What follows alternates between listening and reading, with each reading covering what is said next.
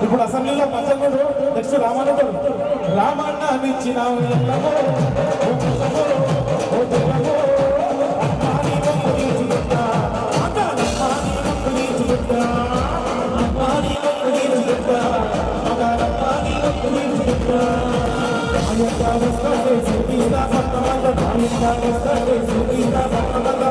అన్నా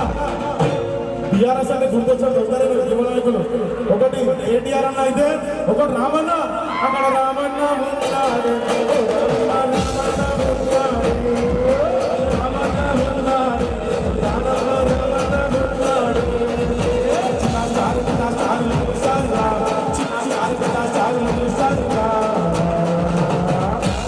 తెలంగాణకి ఎంతమంది